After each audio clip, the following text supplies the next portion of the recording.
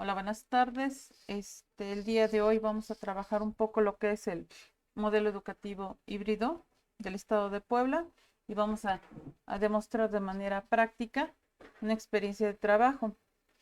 Dentro de lo que es la página 13 a la 17, más o menos es el primer contenido inicial donde me gustaría enfocar mi experiencia o mi conocimiento. En este modelo educativo híbrido del estado de Puebla, parte de una presentación de tres elementos. Estos tres elementos son la preparación del aprendizaje, la construcción del conocimiento y la consolidación y ampliación. Dentro de algo que es muy significativo, que me queda muy a mí muy claro en este modelo educativo híbrido del estado de Puebla, es de que nosotros ubicamos el conocimiento, partimos de una evaluación personalizada del alumno para tener conocimiento de sus características y manejos del conocimiento. Y ante estos requisitos o ante estos conocimientos previos, nosotros podemos ir verificando cómo atender estas condiciones específicas. Cuando nosotros realizamos nuestra evaluación diagnóstica inicial, nos quedó claro qué era lo que requería atender con cada los alumnos o hacia dónde, en qué nivel se encontraban y en qué condiciones estaba nuestro grupo. Cuando ya tenemos estas condiciones de evaluación y de trabajo, entonces ahora sí, como dice, vamos a empezar a construir el conocimiento, vamos a consolidar lo ampliado y de qué manera se va a realizar este procedimiento. Bueno, pues acá nos habla de Bereiter. En esta construcción del conocimiento es una mejora permanente inacabada de ideas dentro de un proceso recursivo. Entonces, tomamos lo que sabe el alumno, lo utilizamos, lo reestructuramos y lo denotamos de una manera en una evaluación final. Ya sabemos que el alumno logró este dominio. Y cuando queremos volver a utilizar ese conocimiento, lo volvemos a reestructurar, lo volvemos a reutilizar y le damos una nueva forma. Durante este procedimiento de darle una nueva forma, una nueva capacidad, una nueva habilidad, el alumno va reestructurando y reconstruyendo. Y dentro de estas prácticas pedagógicas que maneja el modelo educativo híbrido del Estado de Puebla, pues se concentra en la metodología multigrado, ¿no? Entonces, misma actividad, actividades diferenciadas. Y conforme uno va trabajando con los equipos o cuando uno va trabajando de manera virtual o en presencial o de manera autónoma, uno va escuchando el lenguaje del niño, el cual nos denota su conocimiento y las experiencias que tiene al respecto. Dentro de estos aspectos, em, tenemos que asegurar que los tiempos de trabajo independiente aproximan al aprendiente a su autonomía. Entonces, que si este conocimiento lo adquirió, lo puede utilizar y eso cada vez le va acercando más hacia su autonomía. Una experiencia personal, a mí lo que a mí me agrada es de que cada docente evalúa de manera diferente. Y como evalúa de manera diferente, y no diferente quiero decir con otro instrumento, con otras capacidades o con otras condicionantes, no, de manera diferente, sé que todos pueden trabajar o evaluar diagnósticamente con CISAT, pero cada uno de ellos dice, bueno, como salió con estas condicionantes y con su ficha descriptiva tiene estas necesidades, voy a implementar estas estrategias. En ese aspecto, cada docente reconoce las estrategias a utilizar y aquí en este modelo educativo híbrido dice, la conceptualización de la educadora o del educador que posea sobre el aprendizaje condiciona la forma que diseña el proceso de aprendizaje, el papel que juega el contexto, las intervenciones educativas, la profundidad y alcance de dichas intenciones y en ese aspecto, cada docente va a ir planeando, va a ir generando sus propias estrategias. A nosotros nos está invitando a diseñar un plan de acompañamiento donde podamos dar continuidad a las experiencias de aprendizaje de los alumnos. Y es muy interesante la propuesta de trabajo de cada uno de mis compañeros. Cada uno de ellos retroalimenta en los alumnos experiencias muy específicas, muy claras, muy concretas, que podemos de una manera palpable, muy específica, ir viendo que avanzan. Entonces el maestro le va quedando muy claro, ya progresó por esto, ya avanzó por esto, yo estuve planeando estas condicionantes, estas habilidades, y entonces el alumno ha progresado con esto. también se da cuenta en qué condiciones el alumno no progresa y avanza y evoluciona y requiere de otras condicionantes para poder mejorar estas experiencias didácticas. Pues en estos tiempos de desarrollo de la clase y de su redacción, encontramos que el maestro prepara su clase y lo ubica en tres momentos: el inicio, el desarrollo y el cierre. Y también nos explican lo que es presencial, lo que es distancia y lo que es de manera autónoma.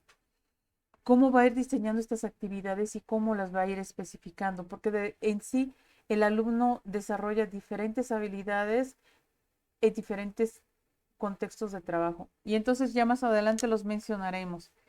Pero uno de los elementos que más me atrae dentro de este modelo educativo es el espacio pedagógico y que lo determina hacia lo largo de la vida. Este espacio pedagógico es de lo largo de la vida y que el niño va a ir aprendiendo, recursando, reestructurando, modificando y vuelve a aprender y lo vuelve a reestructurar y lo vuelve a modificar. Dentro de este espacio pedagógico, otro ingrediente indispensable es el tiempo pedagógico, que es la ampliación del contexto del aprendiente o la aprendiente. La escuela, los ciberlugares, la casa, los libros de texto, las fuentes de información, que también se pasan a ser otros elementos muy interesantes para el trabajo en nuestros niños. Este tiempo pedagógico no es como que de 8 a 9 matemáticas y de 9 a 10 historia o una condicionante así. No, estos tiempos pedagógicos los determinan otras condicionantes muy específicas y son diversas. Va, el horario escolar, el tiempo para la construcción del conocimiento, el tiempo para la construcción de la subjetivación y la internalización personalizada del conocimiento, tiempo de lectura y de estudio, tiempo de autoexpresión constructiva, tiempo del error como parte de la conjetura y la búsqueda, el tiempo del juguete y del juego, tiempo para desarrollar la autoestima, el tiempo para decir sí a la vida y el tiempo para crear esperanzas. Entonces, en todos estos tiempos, el docente puede decir, bueno, ahorita lo que yo estoy haciendo y las actividades y las experiencias de trabajo que estoy diseñando me están generando este momento pedagógico. Y ante este momento pedagógico, pues o ante este tiempo pedagógico, pues yo quiero centrarme en este concepto. Bueno, pues ante esto, cada docente va a ir diseñando esta temporalidad pedagógica no solamente como una medición del tiempo, sino como un tiempo vivo de surgir experiencias de aprendizaje, configuración instructiva de la pedagogía en función de la construcción personalizada. Y volvemos a que como si comprendiéramos cada vez más que los alumnos van a entender y entender de manera diversificada y que unos a otros pueden explicar y unos a otros pueden ayudarse, pero que pareciera que conforme vamos dando las instrucciones estuviéramos trabajando de manera individual o personalizada, porque a fin de cuentas cada uno de ellos tiene una manera de construir muy independiente de los demás. El objetivo del tiempo pedagógico es la construcción personalizada y la celebración del conocimiento como una actividad placentera. Ya vimos que los intereses y los estilos de aprendizaje y los contextos para el aprendizaje siempre nos van a llevar o van a requerir de una fuente de recurso para que estas son experiencias motivantes. La motivación en sí. Entonces, ya tenemos a nuestros alumnos, ya tenemos sus experiencias, ya tomamos su información y de este tiempo pedagógico no lo vamos a manejar como una experiencia administrativa, lo vamos a manejar como la organización de este proceso de enseñanza-aprendizaje y que mediante los aprendientes puedan potenciar desde una ética del cuidado. Y bueno, ya en la ética del cuidado, ya lo habíamos comentado un poco anteriormente, la ética del cuidado siempre va a centrar en la motivación para el aprendizaje. Esa es una de sus herramientas fundamentales. Se aprende mejor cuando las emociones son gratas, pues estas se relacionan con la actividad cognitiva y el elemento de transformación del ser humano. Y bueno, tenemos dos actores, Maturana y que nos habla de la educación es un proceso de transformación en la convivencia y en lo humano.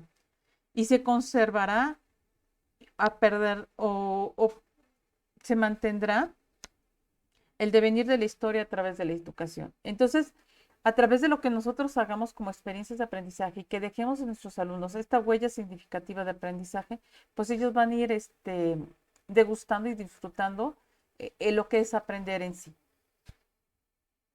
Estas actividades de dominio y de potencializar los aprendizajes en un plan de acompañamiento nos dan elementos básicos para poder trabajar. A esto que refiere el plan de acompañamiento voy a regresar, pero primero déjenles platico mi experiencia práctica. Mm. Yo, estando en una observación de clase en cuarto año de primaria, yo observo que la maestra va presentando la división del chocolate, lo va a compartir un alumno con su mamá, con su papá y con su hermano menor. Y entonces el chocolate fue dividido en 8 partes. Entonces partamos de que tenemos un entero. Un chocolate es un entero. Y de ese chocolate que ha sido un entero, fue dividido en 8 partes. Una de las primeras dificultades que yo observé y que aquí en este modelo educativo híbrido que nos invita a reflexionar son los elementos antecesores para una experiencia de aprendizaje. Entonces, si nosotros, previo a ingresar a fracciones equivalentes o el trabajo en fracciones, ¿qué prerequisitos tendríamos que verificar? Pues que si el alumno puede ubicar ejes de simetría, que si puede dividir una hoja en 4 partes, que si puede ubicar ese reparto de un rectángulo en 4 partes iguales, o cómo repartiría un círculo en 4 partes, o en 6 partes, o en 5 partes. Estas características de aprender a primero los trazos o primero el repartir las masas para poder generar experiencias de aprendizaje son lo que se involucra en los prerequisitos y que nos ayuda a obtener experiencias de aprendizaje. Acá yo tomé masitas, cada color vienen en botecitos de 200 gramos. Entonces mis masitas están en botecitos por 200 gramos y dentro de estos elementos de trabajo, de compartir, mm, pues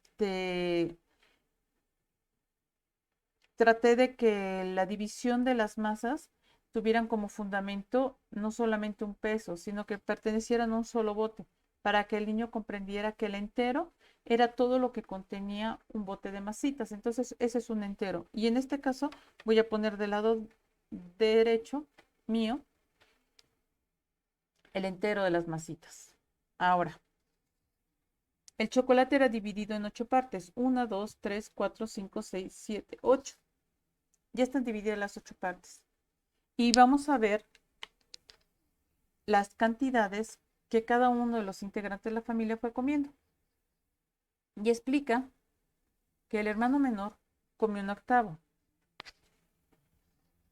que la mamá comió 2/8, que el papá comió 3/8 de ese chocolate.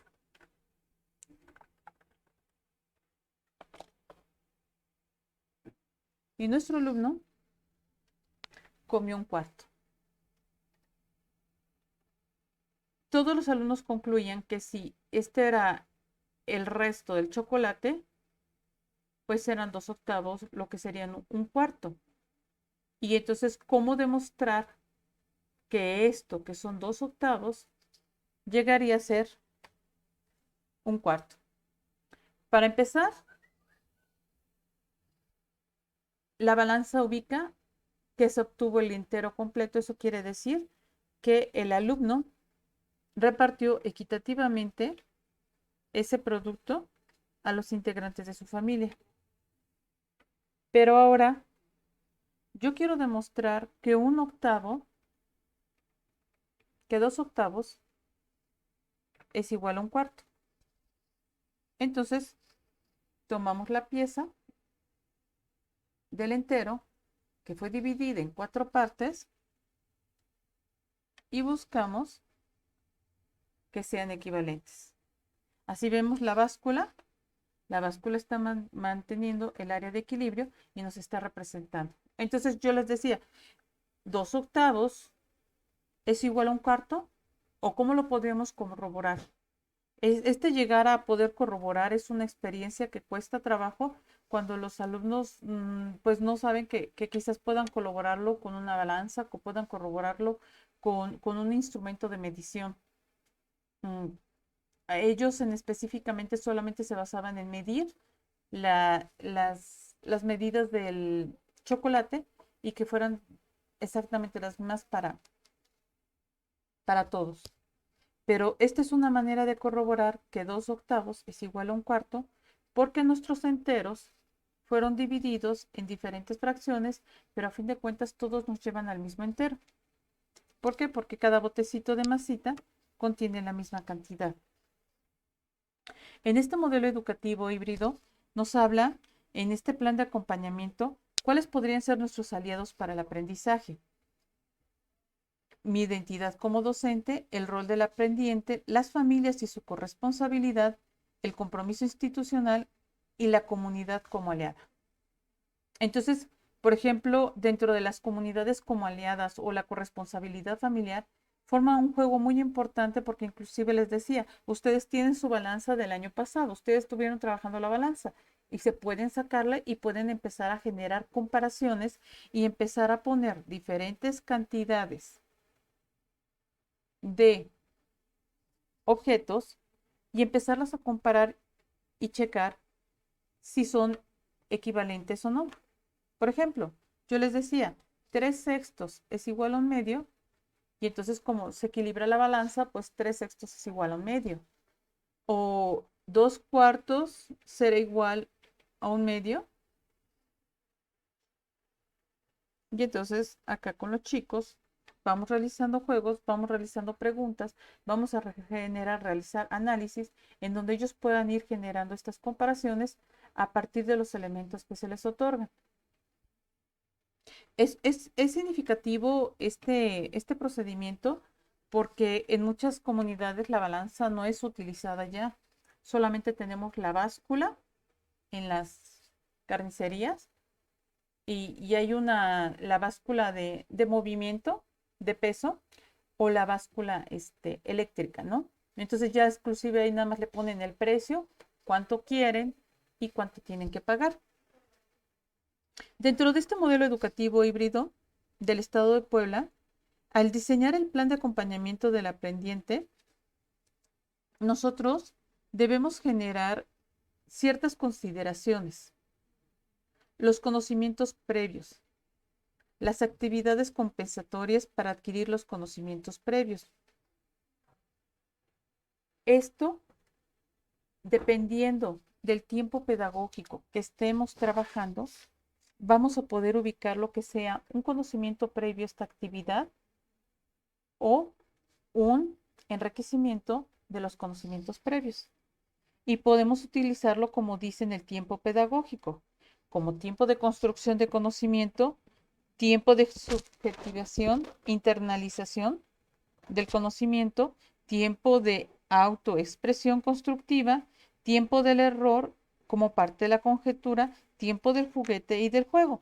Entonces, dentro de estos prerequisitos y el fortalecimiento de estos conocimientos previos, pues estas actividades compensatorias pueden permitir que el alumno, las cuestiones o la información que tuviera alguna duda, pues se le puede ir facilitando. Inclusive acá podemos manejar fichas donde vaya diciendo 1/8, 2/8, donde los niños vayan teniendo otro tipo de control o de conocimiento de la información, la cual puede ser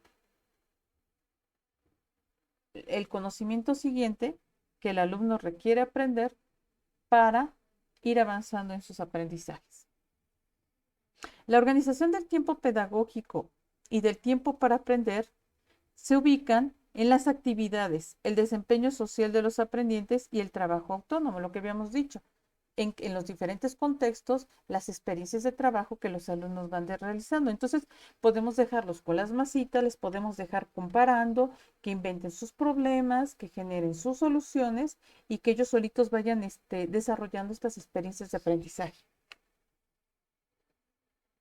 La etapa de evaluación de los aprendientes es mi experiencia con la evaluación formativa y el seguimiento del progreso de los aprendientes. Entonces, dentro de esta experiencia que trabajamos con los alumnos, por ejemplo, pudimos quitar en los chicos el concepto de,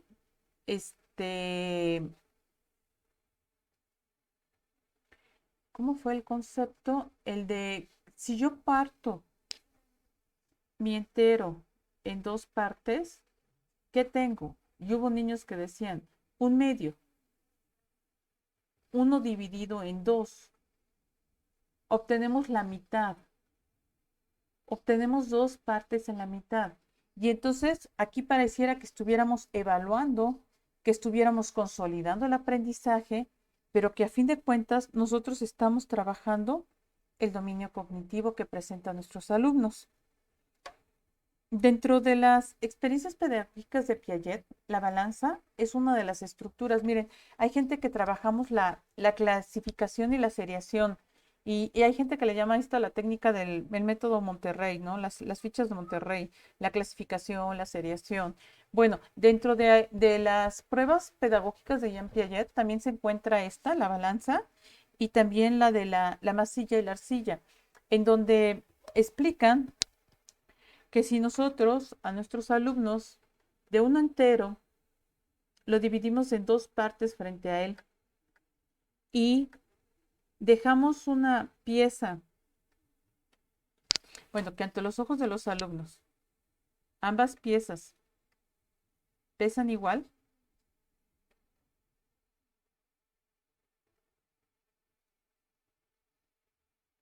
entonces ya les demostramos a los niños que ambas piezas pesan lo mismo. Después de que les demostramos que ambas piezas pesan lo mismo,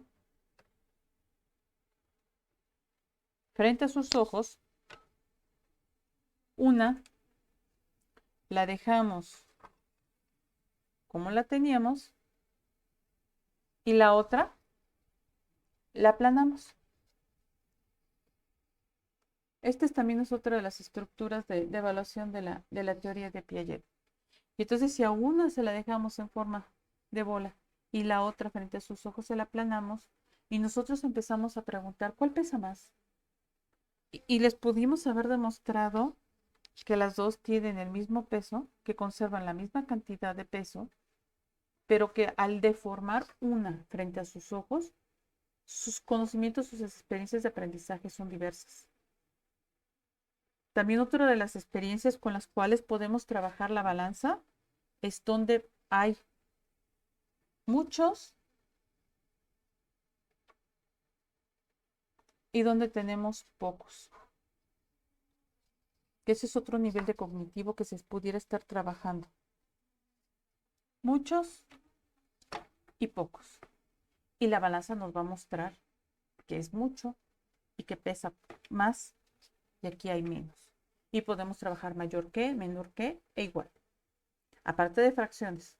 Este es otro concepto que dominio cognitivo y que volvemos a regresar al aspecto. Creemos que solamente estamos trabajando fracciones, pero también estamos trabajando estos conocimientos y actividades compensatorias para adquirir los conocimientos previos.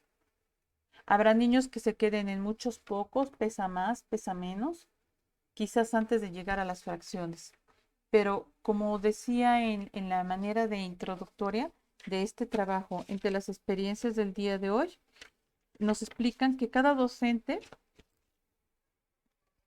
la concepción de la educadora, del educador, posea sobre lo que es aprendizaje, condiciona la forma en que diseña el proceso de aprendizaje, el papel que juega en el contexto, las intenciones educativas, los propósitos o competencias y la profundidad y alcance de dichas intenciones. Entonces yo puedo llegar con mi planeación, yo puedo llegar con mi tiempo pedagógico para trabajar y entonces ya tengo mis masillas y todo esto y me doy cuenta que tengo que trabajar un proceso pedagógico previo.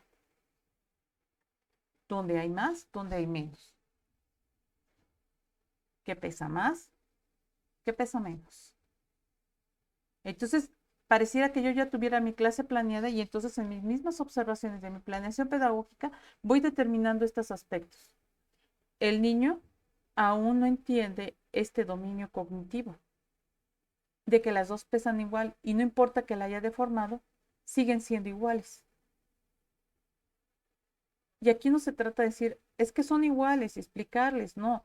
El niño lo tiene que manipular, el niño lo tiene que tocar, el niño lo tiene que atender y entender, lo tiene que pesar, lo tiene que comparar. Tiene que comparar que sus pesos sean iguales. Tiene que comparar en qué son iguales, en qué son diferentes. Y te tiene que empezar a explicar estas experiencias formativas. Entonces, ante todo esto y ante toda esta experiencia que la báscula dentro del constructivismo para Piaget generaba elementos de trabajo para poder generar conciencia. Prerequisitos, construcciones y lo que ya habíamos dicho, avanzan y regresan, consolidan, cuestionan, perfeccionan, reestructuran su aprendizaje. Y entonces, por ejemplo, si yo pongo 3/6 para acá, yo le podría decir, bueno, ¿cuánto tengo que poner de los octavos? ¿Cuánto tengo que poner del medio para que mi balanza se equilibre? Y el niño empieza a construir y empieza a generar sus propias experiencias de aprendizaje y vaya entendiendo dónde hay más, dónde hay menos, en donde hay veces que decimos, ¿qué es más? ¿Tres, 4/8 o 3/4? Y entonces cuando nosotros escuchamos pues 3/4, pues es un número menor. Y 4/8 pues es por 8, pues un número mayor. Pero cuando vienen las balanzas y cuando viene todo esto, y ellos van entendiendo que entre más pequeño esté dividido el entero, en menos pedazos, sus porciones y sus características y su peso van a tener diferentes elementos. Si yo le pido que equipare, que iguale, que equilibre la balanza, que vaya generando el peso ideal y vaya construyendo sus propias experiencias de aprendizaje, entonces esto es lo que ya le manejamos como su tiempo pedagógico, ubicado en la construcción, en la subjetivación, donde el niño a través de un juego simbólico pueda reconstruir, construir y volver a reconstruir sus experiencias, su lenguaje, su vocabulario, y ya le queda muy claro estas experiencias de conocimiento. Todo esto lo encontramos a través también de la página, parece que les había dicho la 27, 29, lo que es potencializar en los aprendizajes los procesos cognitivos básicos y de orden superior, y que puede ser a través del modelado, moldeamiento y el interrogatorio metacognitivo. El interrogatorio metacognitivo viene en evaluar para aprender, del modelo educativo poblano también viene, y ahí está el cuestionario metacognitivo, el moldeamiento y el modelo. Esto es lo que refiere a las teorías de Bandura, el modelado y el moldeamiento. Y entonces el alumno, bajo experiencias y convivencias con sus iguales, a través de alumnos con la misma edad, aunque sus condiciones sean diferentes, ellos empiezan a observar lo que hacen los demás, cómo construyen los demás, y de ahí generan sus propias experiencias de conocimiento. Estas son 2 evaluaciones de dominio cognitivo y que nos las explica Piaget en su teoría sobre cómo evaluar las etapas y periodos de dominio cognitivo en las cuales se encuentran nuestros alumnos. Les agradezco su atención y que tengan bonita tarde.